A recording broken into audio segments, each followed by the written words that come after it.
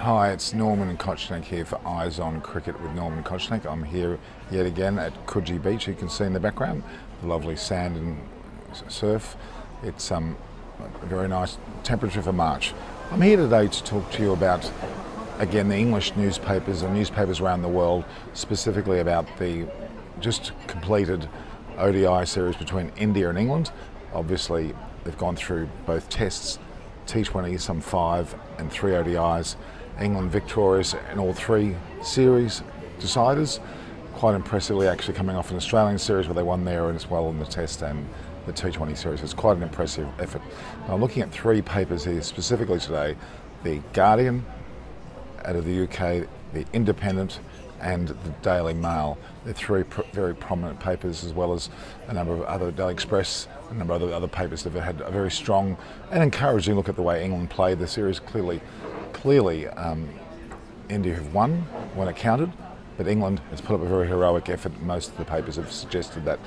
So the Guardian specifically has headlined with "India takes series as England falls short despite Sam Curran heroics." His 95 not out by far was amazing. Having spoken to David Graveney, the former chairman of selectors who had a lot to do with Sam Curran, that effort with the bat is not unusual. He is really a batter who can bowl, but he seems to be prominently a bowler who bats, but he's shown his wares with his batting. And again, the heading: "India takes series as England falls short despite Sam Curran heroics." And as was the case 4 years ago, England visited India with series defeats. So it's happened again in all 3 formats, but only after a thrilling third one-day international in sweltering Pune heat, in which the tourists fell agonisingly short in their pursuit of 330. So it was, they were a lot closer. It was an extremely close match. I predicted that, and that happened, and I'm very impressed with the way England played, despite the fact that they ended up not taking the chocolates.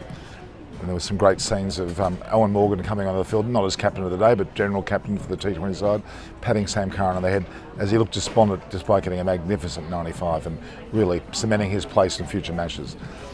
So India beat England by 7 runs in their 3rd ODI to win the series, and as it happened, they went through the play-by-play. India were all out for 329 after their 48.2 overs, so they didn't finish their 50. England were 9 for 322 after their 50 overs, so they fell short by only 8 runs effectively from winning. So the headlines also follow on with, so England leave India, or not in the case of the IPL stars, empty-handed. So England leave India empty-handed. IPL stars are staying back, of course. They'll be pursuing their IPL careers as of April 7th to May 30th, which I'll be following, and you'll be able to see more as well. And the winning captain, as we know, is Virat Kohli. And it talks when the top 2 teams battle each other, he said, you're going to get very exciting games, which is true. And that was the case against Knight. We knew it was going to be a tough game, and he goes on to say England not going to throw the towel at any stage, which they did, and they certainly came right at the end, despite the ebbs and flows of the matches itself, and India batting well at one stage, falling away a bit towards the end, England doing something similar. Natarajan was very solid in his last over, so very impressive indeed. The Independent's headline was Butler.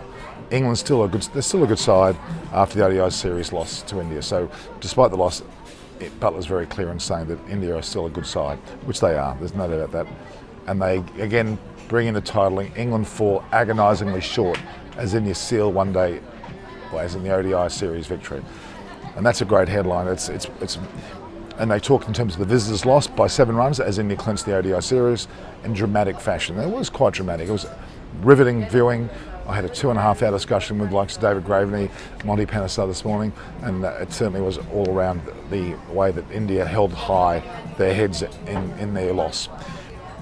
On that classic heading there by Vishwan, he actually says England fall agonisingly short despite Sam Curran heroics as India seal ODI series victory. So Sam Curran's heroics are not to be forgotten. They've certainly stamped him as a dominant all-rounder in the side to join the likes of Ben Stokes.